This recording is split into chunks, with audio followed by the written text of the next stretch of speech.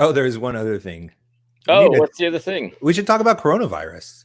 Yeah, well, coronavirus is a good topic. I honestly think that it's the most important topic, maybe in history. I agree. Definitely in history this week. Welcome to Reformgelical, where the Reformed and Evangelicals meet. My name is Matt Williams. I am co-hosted by the great AD Robles. AD, how you doing? I'm doing wonderful. I'm kind of getting house sick. I don't know about you.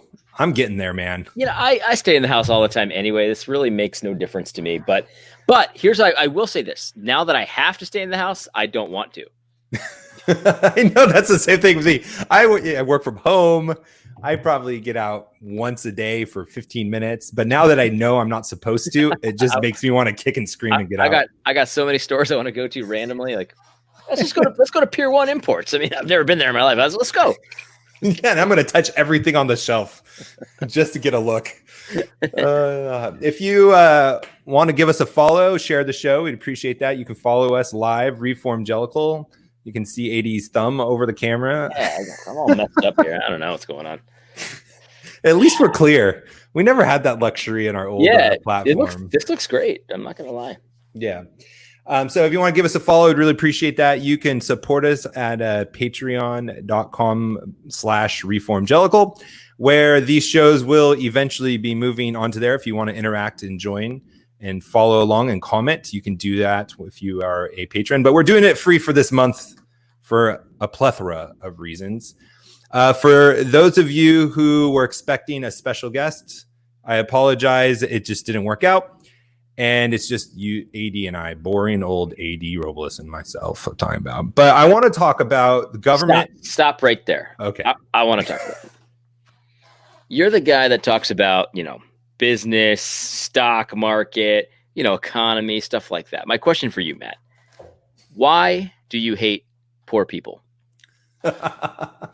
Is this one of the hardball questions you said you were going to ambush me with? Yes. Yes. Well, I found out early on when I was in my private school that you had to step on the little guy. And the only way to get ahead was to steal from them what was rightfully theirs. I would learn that in calculus. I am laughing, and I don't even know if you're joking because it wouldn't surprise me either way. Well, it was pre-Common Core. So who knows? Well, here's the thing. You talk a lot about the economy, talk a bit about business and stuff like that. And I got to say that there's a lot of very pious sounding rhetoric out there. I encountered some today that says that profit motive and wanting to get the best possible deal, whether it's as an employee or as an employer, like that's actually like, they don't say it's sinful, but they say it's not the proper mindset for a Christian. What would you say about that, Matt? I would say that the fallacious point in their argument is that they're assuming it's a zero-sum game. If I make a profit, then you're obviously losing out. Mm-hmm. But the beauty of the free market, and I emphasize the word free there, is that I will sell something to you at a price that I agree upon because I believe I'm getting value from it, and usually in profit. If it's an organization like Charities, it's not always profit, but I'm going to give a product or service to you because I'm finding value from that transaction. And you, of your own free will buy it from me at that price because you believe the value of that, for whatever reason it is worth more than what you're paying for it. Matt, okay. So did you watch my video on the market today? I didn't. I usually watch every single one of them. Oh, okay. Stop. No, because I posted it late. And I did that partially because I wanted to hear what you had to say about the market. We basically said the exact same thing because when we do any kind of transaction, whether it's an employer, whether it's you buy an Apple, whether you buy a piece of stock, both people walk into that transaction and then walk away, as long as it's free. Mm-hmm. They walk away feeling they got the better end of that deal. Because It was a voluntary transaction. So for whatever reason, when somebody sells me a piece of stock for a certain price, I'm not saying that they think that stock is going to go down, but for whatever reason, at that moment, they valued the cash more than the stock. And I also valued the stock more than the cash. So I walked away thinking I got a good deal. And so did that person, as long as it's voluntary. Mm-hmm. So like when I think about that, and think about the complexity that goes into these decisions, because it's not just always a cash amount. There's other things that we value. Sometimes you value security. Sometimes you value the ability to just have cash to pay your rent or something like that. Whatever it is, I think about just how beautiful the laws of supply and demand are, the laws of the market are. Like, that was part of God's creation. And it's so amazing that both people can go in really only concerned with their own interests and still walk away feeling like they got a good deal. Both of them. Yeah. It's amazing. I hear the objection a lot of times, and I just want to say, what's up, Benjamin Chase? Just us a pin. I should say what's up to people who actually know how to say their username. If you guys want to comment, ask questions, we can see you wherever you're watching: Periscope, YouTube, Facebook. But the biggest objection I hear from this, though, is that, well, people don't get paid a fair wage, and people are forced to take a salary that they can't live on because they can't find any opportunities. What's your response, sir? So I have two responses to that. Is one, you can go find another job somewhere else. And usually what happens, and especially at higher, and people usually say this from a lower wage perspective, like low skilled labor, that they have to move around. But oftentimes, if you want to climb a corporate ladder, especially in international companies, you have to be willing to relocate, go to other countries even. It's not a life you typically want. Like, I wouldn't want that life. No, not at all. I think we've talked about this before with CEOs specifically. There's travel and so if you don't feel like you're getting paid what you are owed and deserved, then leave. It's a free voluntary employment. You are, unless you sign some kind of contract, like maybe for a sports league or something to that effect. It's different. Yeah, it's different. But for the most of us, you have the free will to leave whenever you want. And then the second thing I would say is, if you can't find a place that's going to pay you what you think you deserve, then you don't deserve it. That's right. That sounds heartless, though. It does sound heartless, but the world's heartless. I mean, I don't know what to say, because the only other option is you're going to force somebody involuntarily to give you something that they don't think you deserve. Yeah. It takes you out of the free market dynamic altogether. Well, yeah. And so my whole thing about this is too, I was thinking about this today. I was thinking, let's say for some reason I couldn't do what I do to make money, or I just couldn't make enough money, or something like that. Like something happened, I just couldn't do it. I personally, if it was me, I would work anywhere. I mean, I'd work at the grocery store. I'd work at McDonald's, whatever I needed to do to make enough for my family. And though I might think to myself, man, my hours are worth more than this. Mm-hmm. If I was in a desperate situation, the ability to make anything would have a high value to me, even though I'm like, man, like I'm getting shortchanged. Like, honestly, like I'm worth, $50 an hour, but I'm making $15 an hour. Like, at that moment, there's value in the ability just to make anything. I'm desperate. You know what I mean? Mm-hmm. And so, like, I feel like there's a disconnect, like the value that goes into your calculus when you're thinking about things. Sometimes if you're just desperate and you can't find another job, like, that also plays a factor into this. You know what I mean? Mm-hmm. We got to consider that there's value there in just the ability to make anything. Right. Yeah. Good. No, I was just going to say, and when I say, like, if you can't find a job that's going to pay you what you're worth, then you're probably not worth that. I mean that over the long term, because you make up a good point. Like, there's going to be times, recessions, or where maybe there's just these times like right now where you may be worth more in the long run and overall, but you may have to do something like bag groceries, dig ditches. And what I've found, just characteristically of people that have been successful, and I'm talking millionaires and in one case a billionaire, is that those people aren't afraid of doing that kind of work. They'll do anything. When they started their businesses, they were cleaning the toilets in their own company so that they can save money and pay for their employees.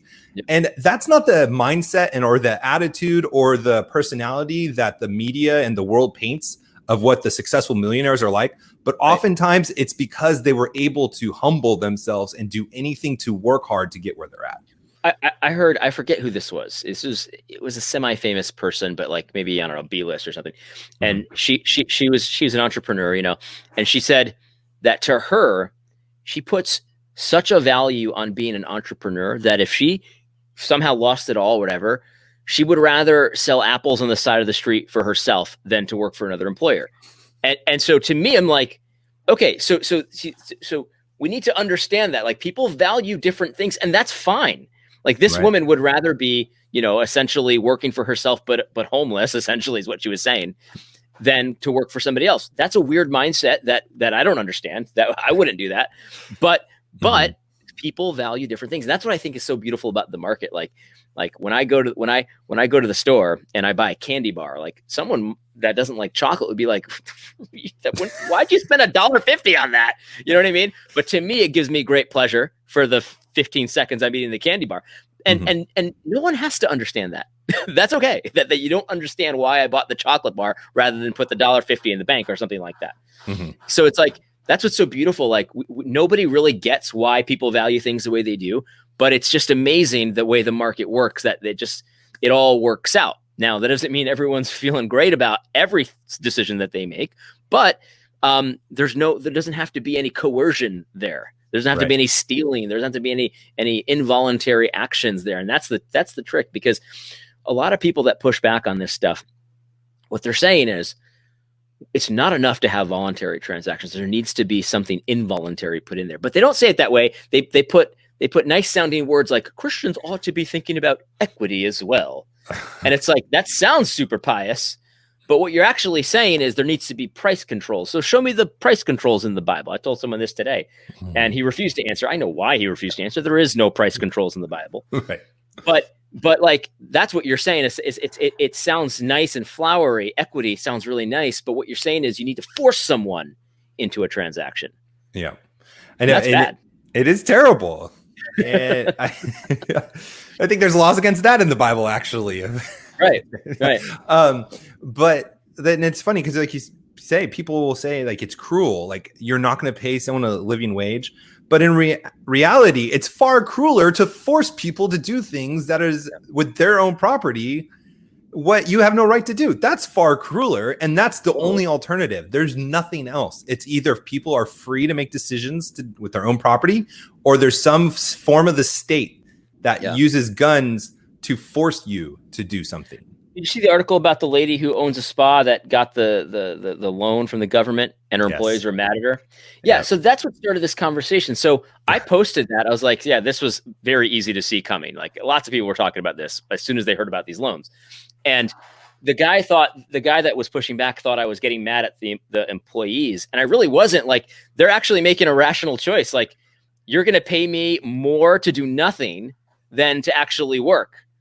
Like, that's actually rational to choose the not work, unless you consider the Bible and morals, stuff like that. But economically, that's a rational choice. I'm not going to work. Why would I do that? You know what I mean?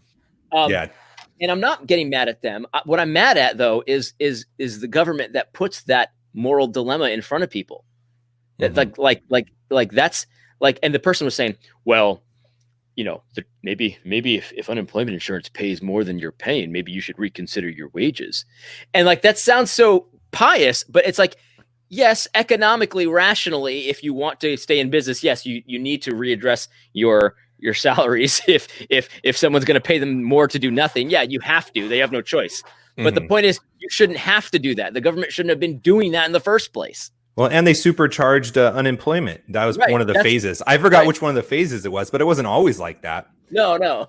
Yeah. But it's insane. Like, that was the easiest thing to see coming ever. I heard that Germany, their unemployment, which it's still not good, but their unemployment, it basically says if you are on unemployment, you can only make 80% at most of whatever you are making. Which at least there's no moral dilemma there. Like it's still wrong, but of course you should take a bit of a haircut if you're on unemployment. Of course you should. That's obvious. Yeah. Well, you'd think it'd be obvious. But anyway, that whole argument, I think Dave sums it up really well. And we get to put things on the screen on this one. The truth is that not every job is worth a living wage. Matt, look at that. This is a great platform. Right? Fancy, huh? Dave Michaud there. That's great. Yes, that is true. That's also a great point. Not every job is worth a living wage, and that's okay. And that's okay. And the reality is, like you have to have people that work those jobs, because if they can't even get a job that's making a living wage, they need to work up from somewhere. You can't just magically have a skill set that's worth a living wage. When I turned 16 and I got my first job, I didn't have a skill set that was worth a living wage. I had to cultivate that over time. Right. Like everyone, you know what I mean? It's so funny. Like, I grew up, my dad had his own business, and he put me to work when I was 13, and I didn't get paid. He paid me an experience. Yeah. And that was valuable, probably not legal, but valuable. And then I got a job as a service porter at a car dealership where I washed cars in the heat of California. It was terrible. And I had to work overtime to just make what I felt comfortable with as a single person. I could never have a family to do that. So what did I do? I started another job, and then I went to school, and then I tried to start my own business because I understood that I could not stay where I was and have the life of an adult. Frankly. Yeah, no, absolutely. I think God, I said this in a video today. I said, God was very pleased with his creation. When he created, it said that he said it's all good. You know what I mean? And I think that includes stuff like the market and like how that works. He created that just didn't just happen randomly. That like he created that whole system.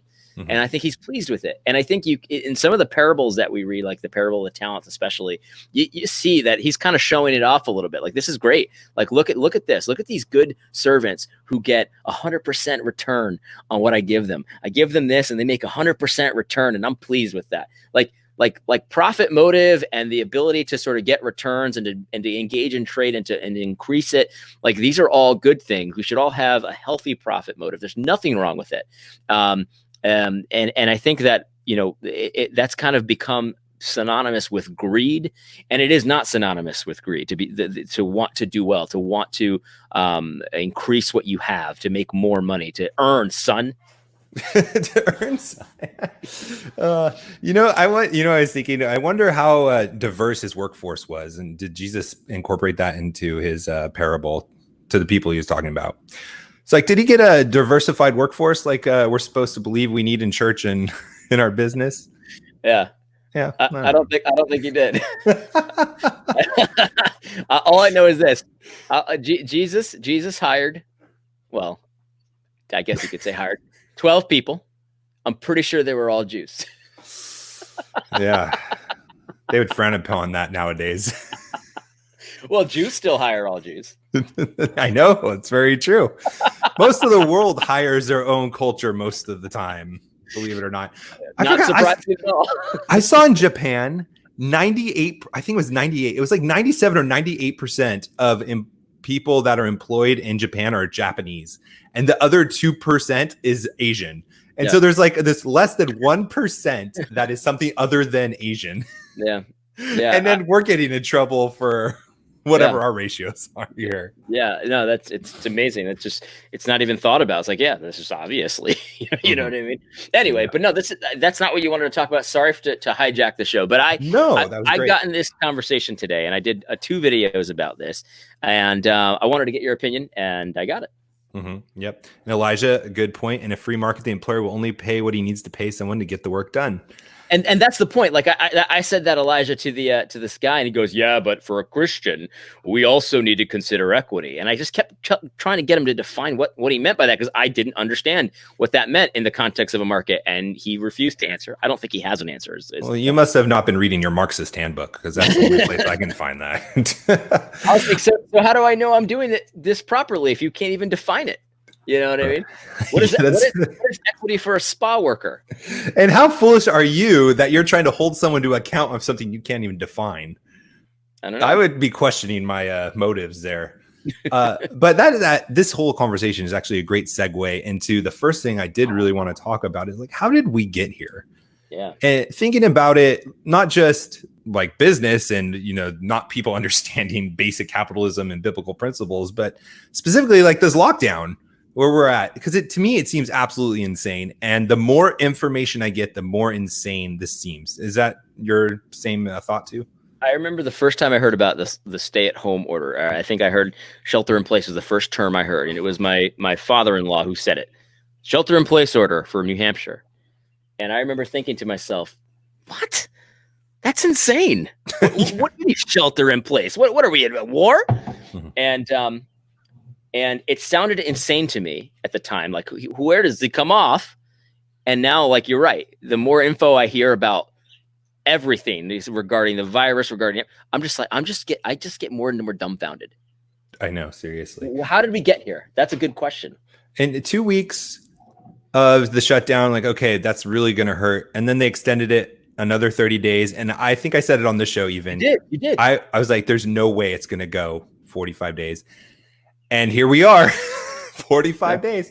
And I heard Trump today considering the continue to shut down requirements till summer. Yeah. I don't know what to make of that. I want to believe that he's just being himself and like trying to keep everyone off balance, but I don't know, man. I don't know. He might be serious. And one of the things I was thinking about, like, how did we get here, and how did our leaders get us to this position? How did we let it happen as a people that vote in these leaders? And I went back and I just kept going back to what Dennis Prager used to say when he was walking in Columbia, when he went to Columbia. And he was so curious about why there's so many fools at an institution like Columbia, really higher education, so much knowledge, really smart people, but they were so foolish. Mm-hmm. And he just was remembering back Proverbs 9:10, where it says, the fear of the Lord is the beginning of wisdom, mm-hmm.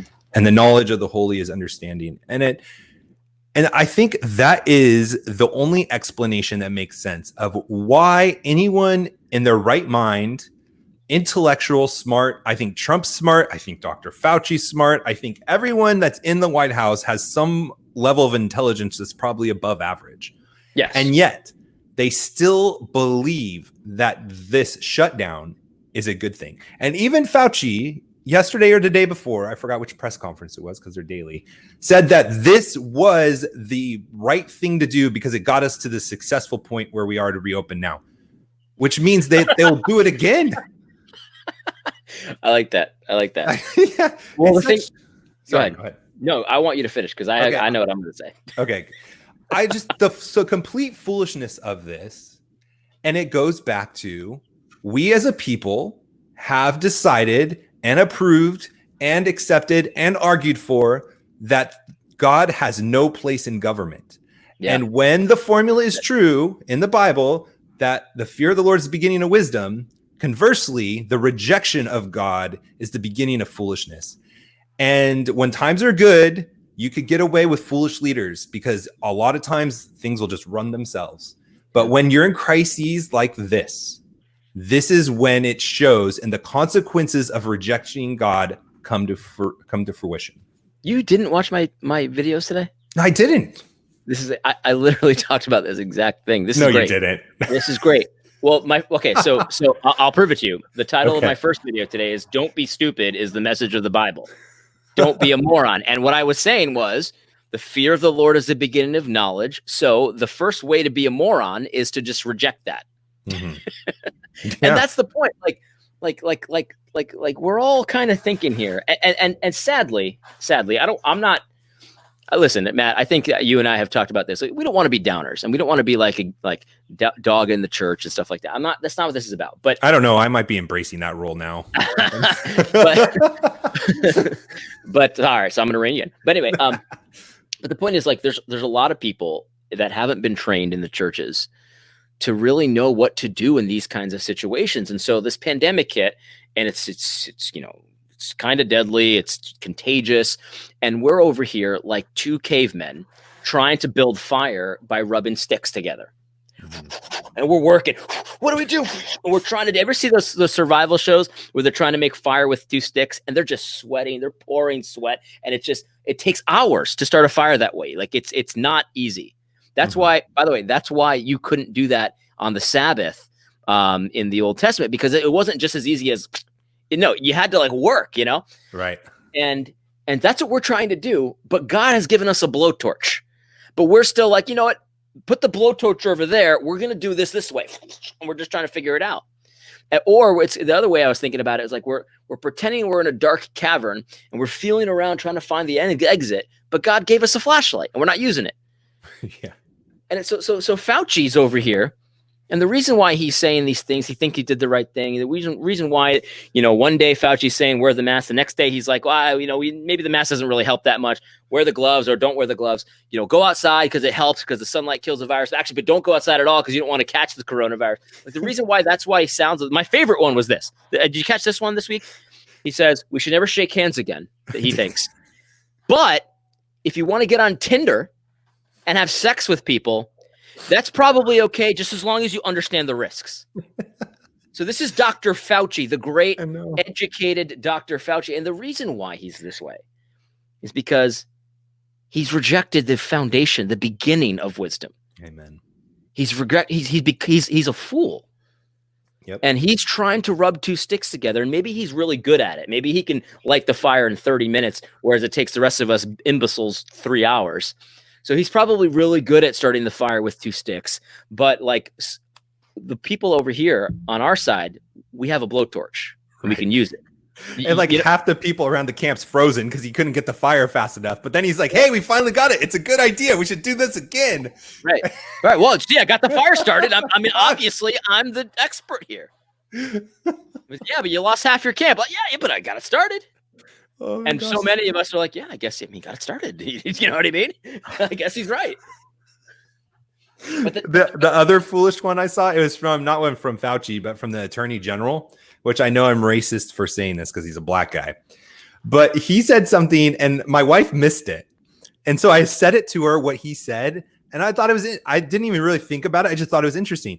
And he said, oh, yeah, you should wear the masks. Not because it's going to keep me from getting sick from you, but it's going to keep you from getting sick from me. And I said, oh, that's interesting. I turned to my wife and I explained it. And she looks at me like, you're retarded. What are you talking about? You didn't hear that, right? And then he says it again. So apparently the virus will not come out of my mask and it'll fall to the ground. It won't go through the cloth. So it won't get you sick, but it won't keep the virus from going through the cloth and getting me sick and going through it. So the virus knows it can't get out, but it can get in. Yeah, but it knows how to get in. I got you. And this is the doctor, makes sense. The head of our country. Right. But the thing is, like, and then I always feel embarrassed, like because I was talking to my brother 2 days ago, and I said to him, I said, Matt, why are you and me just two idiots when you think about it? Like, we just don't know anything. I have no training, nothing. I got no statistical training, no mathematical training. I got no science training. I don't know any of that stuff. Why was I able to know that if you didn't know how many people were infected with the disease, that you had no idea what the death rate was? Like, you shouldn't even talk because you have no idea. Well, how come I knew that, but Dr. Fauci didn't know that? And he's like, no, but Dr. Fauci did know that. But he's trying to rub two sticks together. And one of the ways he does it is to stoke that fear, and he gets you to stay inside. And then he can never be wrong, because if 40,000 people die, he could say, well, 80,000 would have died. If 80,000 died, he would have said, well, 160,000 would have died. Like, he can never be wrong. So he's got this game. He's got this. It's a magic trick. He's pulling on you guys. It's a magic spell. And anyway, the point is though that Christians shouldn't be falling for this, because we know about the blowtorch. Maybe we don't know how to use it completely, but we know it's there, and we should try to use it. Like, we should at least try to figure out where's the trigger, where does the propane go. Like, maybe we don't know how to use it, but at least we know it's there. It's to be used, and we should start to figure out how to use it. And so, like, the scripture is like the key here. Like, God has addressed this. Mm-hmm. God didn't address coronavirus by name, but he addressed what to do when people are sick and how to handle it. He addressed it. And one of the ways he didn't say was shut it all down, ban everything. Right. And this is the point of what this whole thing about having wisdom. It's not that you have this amount of knowledge that other people don't have. No, these people have more knowledge than we do about medicine. Way more. Hands down. But they're fools. And us with limited knowledge are able to discern right from wrong, because we have the foundation and fear God. Not that it's anything of us, but it's just part of the order of what God created. When we fear him, it's the beginning of wisdom. Right. And so we understand how the world works because he made it and he's the author of it. And we have a relationship with him. And we have to do this with everything too. Like one of the things that a lot of people have been saying, I didn't invent this, but a lot of these experts, it's going to be a quick pivot from this coronavirus to global warming and to I've already seen it. You've already seen it, right? It's a quick pivot. It's obvious. Yep. Oh, the obvious threat of the future that we should prepare for now, because we were so unprepared for COVID, is the global warming. So give me the carbon credits. Give me the more socialism. Of course, is always the answer, and less freedom. That's the answer. That's how we got to prepare. And it's like, okay, so because we've kind of given up our blowtorch for this one, how are you going to logically pick up back the blowtorch for the next one? Well, you really can't unless you actually, find the guts to say, hey, well, hold on a second. Why are you rubbing two sticks? We got the blowtorch here. Right. You know what I mean? We got to find that again. We got to find God's word again. It's useful. It's useful. And he's addressed these things. And people all understand God created everything, including the coronavirus. And so you would think that he would have enough foresight, if he's God, to at least give us something. How do we work with this? You know what I mean? And he did. Sure. He gave us something. Yeah. And what it's needed is repentance. What is putting down the sticks and grabbing the blowtorch is literally repentance, turning directions, going 180 degrees the other direction. Yeah. Is repentance from the foundation. And so I just wanted to drill home this point first, that we are here today because we've rejected God. Amen. How we handled this virus and how poorly we did is because we've rejected God. It's because we become foolishness in our rejection of God. Yes. And I don't hear this enough from people, even from people I like who's on our side. Like, I don't really hear this at all. I hear that, yeah, this could be a judgment, or look, because of abortion and stuff like this. But I rarely hear the clear line of, we have foolish leaders because their foundation is in Christ, and because they're fools, we end up with this. So I just want that to be clear. Well, yeah, I mean, but before you go on, because you're on a roll here, but I've seen numerous polls on Twitter where somebody says coronavirus was sent by God, yes or no kind of thing. Mm-hmm. Most people say yes, but a good percentage say no, or I don't know. And it's like, and these are Christians we're talking about here. Uh-huh. And it's like, man, like, if we can't even agree on that, we've got problems here. And so you're right. This is God's doing. And it tells us in Deuteronomy that curses, including pestilence and things like that, will happen if you turn from God. And it says that there's a solution. We know what that is. Go ahead. And well, just off to that point, I want to say, if people really think that this isn't from God and that God has no hand in this, then you can't say anything negative about Pharaoh ever again. Because what's the difference between that? Right. What is that? Could Pharaoh use that as an excuse? Oh, no, this is just how the world works. That's not really God.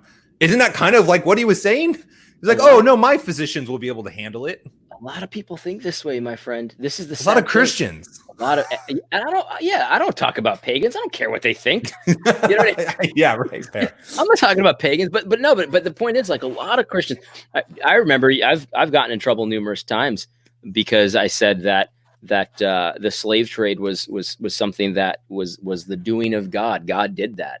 Mm-hmm. And you get people get so furious, and it's like, well, what other option is there? You know what I mean? There's no other option here. God sent the coronavirus. God, did that, and it's not a mystery really why. I mean, it's everything. You say it's abortion, yeah, it's that. You say it's because nobody honors the Sabbath anymore, yeah, it's that too. You know what I mean? Like, yeah, like it's not like one or the other. Right. Yeah, totally agree with that. And so I hear, as we are saying this, there you go again, trying to apply the Bible to government. We need to have separation of church and state. You theonomist, whatever the term is. I haven't used it in a while. I totally forgot. What do they call us? What are we? I don't know. I'm a Presbyterian. Oh, federal visionist. I can't believe I almost forgot that. We're federal vision theonomists. Leave the Bible out of the government. I just like to call it Presbyterian. So you're just embracing it now. But I was thinking about this, and I remembered the book I read a long time ago when I was really into the founding of the country. And it was John Locke's Two Treaties, which 90% white guy, first of all. White guy. Yeah. Is he French? I forgot what he was. Maybe he was English. He was English or French. White supremacist. White supremacist, definitely. A slave owner, probably. Actually, I think he was. But probably like 90% of the founding of this country was based off of this book and his thoughts. 90%. And in the first part, the first treaty of government, he references the Old Testament, not the New Testament, the Old Testament, 80 times. Wow. And uses things like natural law, general principles, and he references scripture to make an argument for how government should be and shouldn't be, when it's appropriate to overthrow a government, when you should submit to a government, what government's foundations are, what government's roles are. And our government in the United States was based off of these arguments. So whether you're a theonomist or a general equity person, like what we argue, this is what was our setting, a foundation for our country. That's right. So to say that it's not valid for us to go to the Old Testament to argue how the United States should be today is totally misunderstanding and being ignorant to how this country was started. Yes. And we need to look into our souls to check ourselves of, do we really want to obey God? Because how could you make that argument when our country was set up that way to not live that way now? That's right. No, that's definitely right. And I think I've said this on this show before too, that I think the Constitution could have been better. It should have been better, considering how much knowledge these men had. But it's pretty good. It's pretty good. And they based it on biblical foundations, and you can still see tons of general equity of God's law in the Constitution. You can see lots of it still, even though it could have been better. They did a pretty good job. And so we've rejected that. And it's not like, oh, well, who cares if they reject the Constitution? What do you think? It's inspired? And it's like, no, but there were clearly inspirations. It was clearly based on something that was inspired. And so if you're going to overturn it, we need to see the argument as to why you're doing that. We need to see why it doesn't work that way in the midst of a pandemic. You've seen the meme. Everyone's seen the meme at this point where it's at the Constitutional Convention. And it's like, yeah, just to be clear, none of this actually counts as if there's a pandemic. And it's like, it's a joke, but God knew about pandemics, when he wrote the law. Like he knew about them. He knew about sicknesses. He knew about illnesses. He knew about viruses. He knew about bacteria, all of it. And he gave us a law that we could look to that shows us, it outlines for us what the role of the government is, what the limitations of that government is, and all of that kind of stuff. And we can apply that today. And so if you're just like Dr. Fauci, like just feeling around in the dark, like, what do we do? What do we do? We may close it down until June 10th, maybe June 15th. I don't know. We'll see. We'll wait and see what the models say. If that's you right now, and you're just like thinking like, well, he's the expert, and I have nothing really to say about that. You've really given the enemy too much ground. Too much ground. If there's one area that the Bible doesn't give you enough to go on, if there's one area like that, then the Bible is just insufficient. If there's one, then there's others. Right. And so we're gonna learn, and we're gonna learn the hard way, because now the enemy knows what to do. All the enemy has to do is give us enough fear, enough of an unprecedented situation. I hear a lot of people saying, well, aren't you going to show them more grace? This is an unprecedented situation that nobody could have predicted. And there's some truth to that. Yeah, I've never experienced anything like this. But we cannot say that this is unprecedented to the point that the Bible does not address this. Right. And we have to take the Bible, and we can't turn it into a pretzel. I see people turning the quarantine laws into pretzels, where the quarantine laws were, if you had symptoms, you show it to the expert, which were the priests at the time. That's who the experts were at the time. You show it to the priest. They decide whether or not you have the illness or not. And if you don't, you're fine. If you do, you're unclean, and you get treated as unclean. You're quarantined. Yep. There's nothing in there about shutting down the economy. There's nothing in there about quarantining healthy people. Nothing. And so to try to turn that into, well, we can lock down the economy for however long until Trump says so, which all these people hated Trump and thought he was a dictator a couple months ago. And they're saying, well, whenever he says, then we'll go back. It's like you just gave the enemy too much. You can't do that. Yeah. Our flamethrower is powerful and effective against lots of diseases. Right. I know. What's funny is that argument of, well, the Constitution didn't account for things like this. And that's such an ignorant statement again. Thinking about how much disease and just like exposure and all of the things that those people had to deal with. Right. And still wrote the Constitution that way. But the people who wrote the Constitution were freaking geniuses, because it does account for that. And what it says is anything that's not expressly delegated to the federal government is given to the states or the people. Mm-hmm. Okay. And then lots of the states' constitutions say something similar, except they don't talk about the federal government. They talk about the people. Right. So the thing is, it does account for that. So if it doesn't give the government the power to quarantine the healthy and to shut down businesses, legitimate businesses, then that authority is given to the people. And who's the people? That's you and me. So I have the authority to shut down my business or any business that I own. Mm-hmm. I can do whatever I freaking want to do with my businesses. If I want to shut it down tomorrow because I just don't want to do it anymore, I just get tired of delivering pizzas, and I have, let's just say I had 30 employees, and I had a pizza enterprise in my town, and just one day I just woke up and I was like, I don't do pizza anymore. I have that authority to shut that down. Right. And you might say, well, what about your employees? Well, that's my business. You know what I mean? Maybe I'll sell it to them. I can do. So see, the point is, so it does address that. If it doesn't give that power to the government, then it doesn't have it. And likewise, somebody asked me this today. Actually, let me ask you. I'll put you on the hot seat, and then I'll give you my answer. I love it. All right. So somebody asked me, AD, are you saying that there is no legitimate authority with the government when it says to do something stupid? Like they have no legitimate authority if they tell you to do something stupid? What would you say? That I didn't answer him. Okay. I'd like to hear your point. Okay. And for the record, I still have not, even between this last comment and this one, I've not seen his shows. So if I say the same exact thing, I didn't answer it though. So okay. You're good. You're good. Okay. I think from a biblical perspective that the government can do stupid things and we must obey as long as it is within the realm that God has given them authority. Okay. Yeah. That's my thought. Yeah. I think you're onto something there. So the answer to me, it depends, first of all. Yeah. But here's what Romans 13 says. It says that all authority comes from God. It says a lot of other things, but it also says all authority comes from God. Mm-hmm.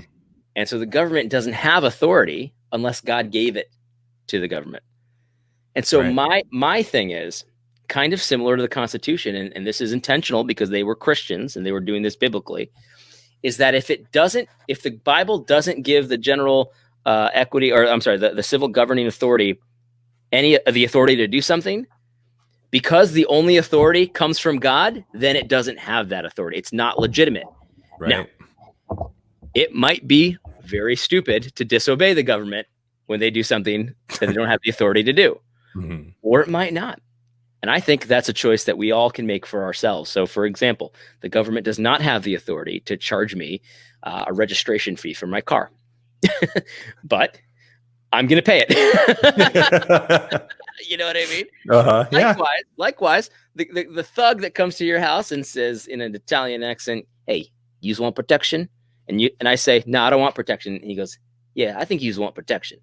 And he holds out his hand. And he wants $50. He doesn't have the authority to take that $50 from me, but I'm gonna freaking pay it. You know what I mean? Because I don't want any trouble. Right. The point is, though, that if all authority comes from God and God doesn't give the government that authority, then it doesn't have it legitimately. It took it. It took it. And so the Constitution is similar. It takes that principle and says, look, if this document doesn't give it to the federal government, then it doesn't have it. That covers everything, by the way. It's like that covers pandemic. That covers anything you can imagine. If it's not in there, then the states have it or the people. Right. And the government doesn't understand this because the churches don't preach it. That's right. And the families don't vote for it because the churches don't preach it. Well, I'll say this. I think the government does understand it, but they don't respect it because the churches let them do it. Let them do it. They just like, why would you like the other day we had Tom Buck on, and he says he wants Russell Moore to go find an organization that agrees with his policies to pay him. And that's me too. That's what I want too. But why would he? Why would he do that if he can take money from you? Because you're still paying him. Even though he doesn't do anything you want him to do, you still pay him. So why would he look? Why would he go somewhere else? As long because you don't respect yourselves. So why would he respect you? Mm-hmm. Yeah, and I mean the same for Al Mohler, right? It seems to be. Well, I don't know about that. We only have 12 minutes. We can get into it, but I think when people say that kind of thing about the Constitution, it wasn't thinking about this stuff. You're so right, Matt. Like, it's just so ignorant of history. There were just so many plagues back then. It was ridiculous. People could die from a cold. You know what I mean? Right. But the thing is, like even if they didn't have those pandemics, they still covered it because they covered everything, and they did it by a statement that said, if it's not here, you don't got it. You know? I had this part I wanted to read back from John Locke, and just an argument. It's actually a summation of it, just to because I want to solidify this point as well. Not only, if you take anything from this episode, is that this has happened where we are today because we've rejected God. And then second of all, this country was founded on the idea of at least general equity, of basing our country's foundation on a setup. So to argue about natural law, Locke references Cain and Abel, and his whole argument in that of why it's natural law that murder is wrong and that it's not the governments that decide it is because God didn't say expressly that murder was wrong for 5 chapters, and yet he still held Cain accountable for killing Abel. That's right. Those are the arguments that are in this book that our founding fathers took. So don't tell me anymore that church and state need to be separate, that we shouldn't have godly rulers, we shouldn't have godly government officials, that we shouldn't hold them account to godly standards. Our whole country was set up on it. So if that argument holds, it's not going to be in this country. That's not right. At all. Yeah, completely. Like I said many times, I said in the beginning of this conversation, I think the Constitution should have been better, but it was good enough. And if we actually took it seriously, it would be fine.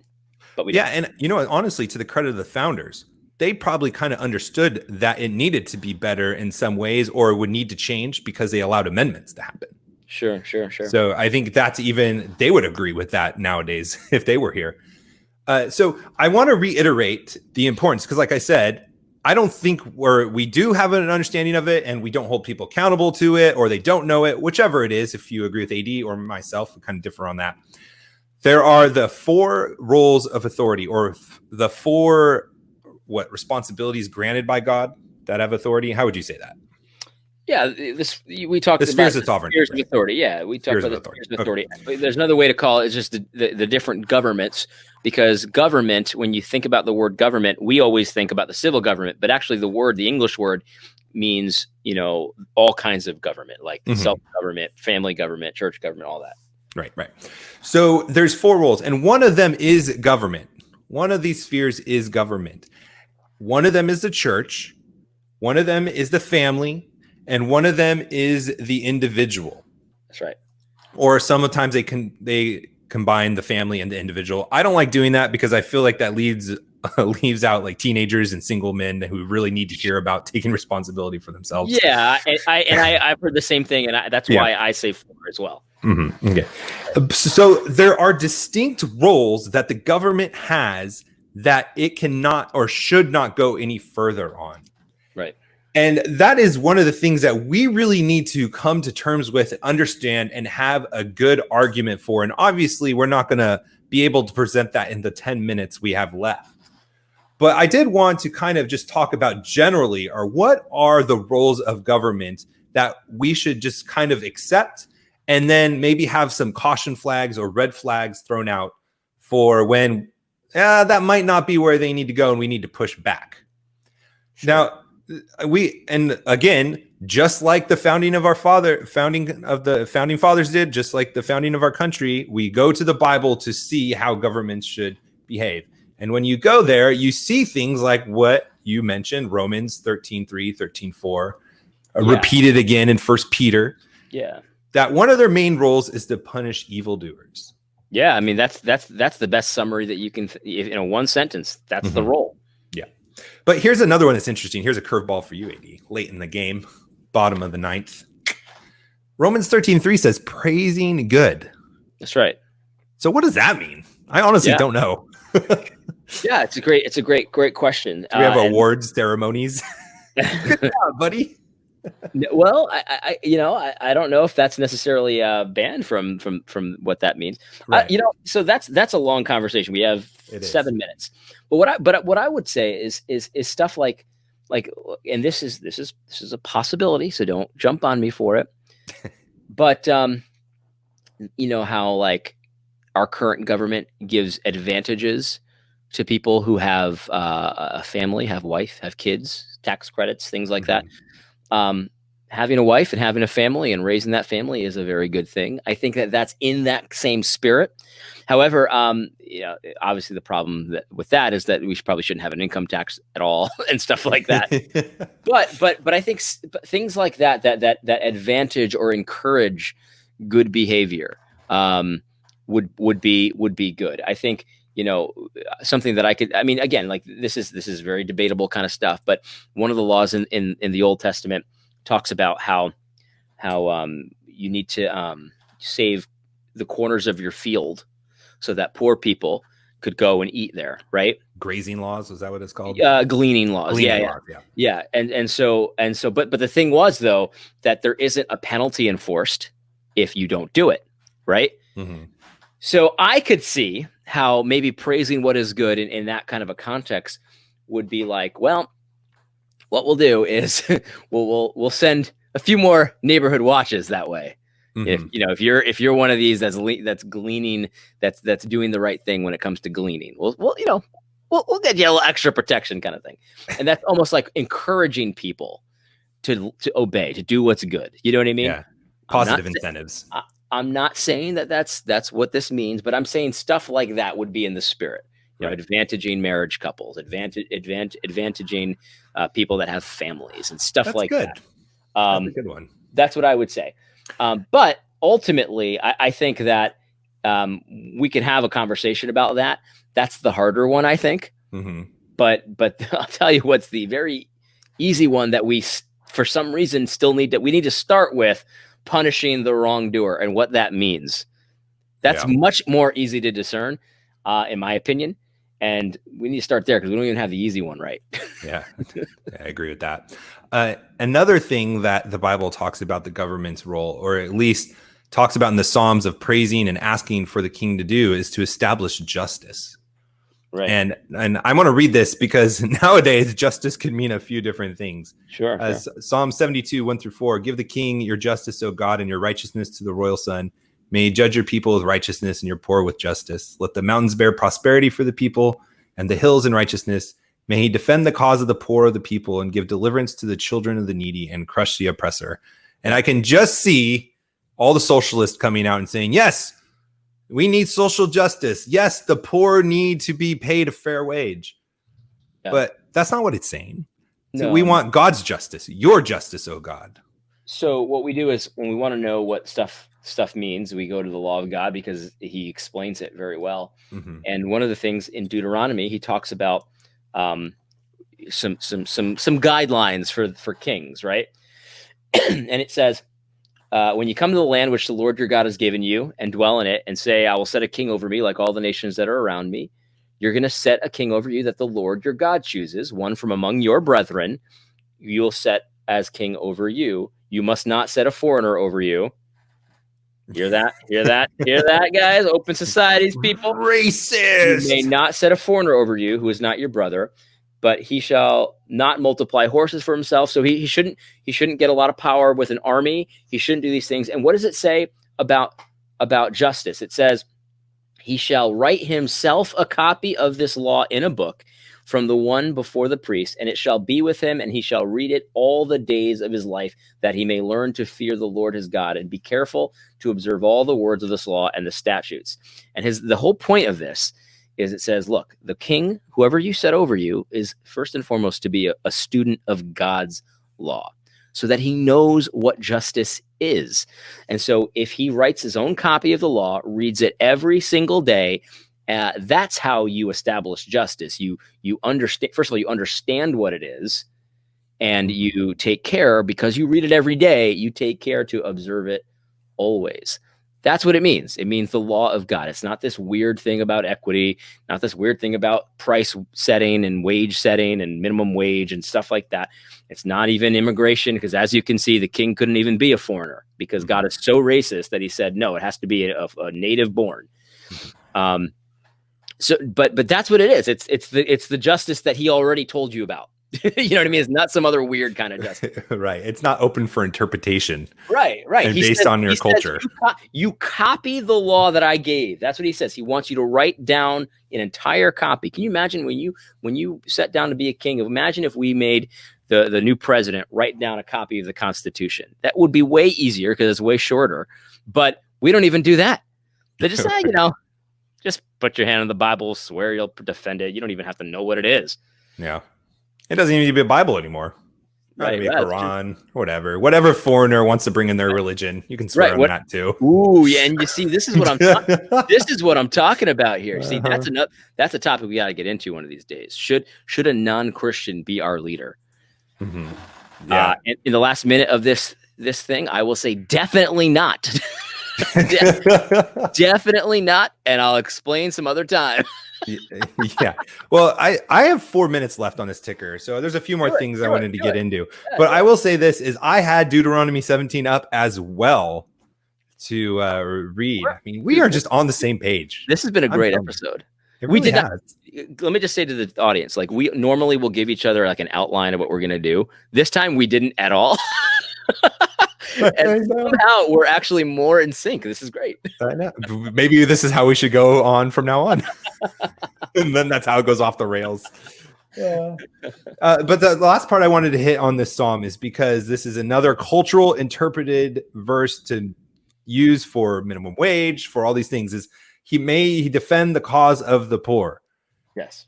There is a big difference between establishing justice and making sure the poor are treated justly, just like the rich, and not having favoritism. And there's the other difference of paying people things that they haven't deserved and earned. That's right.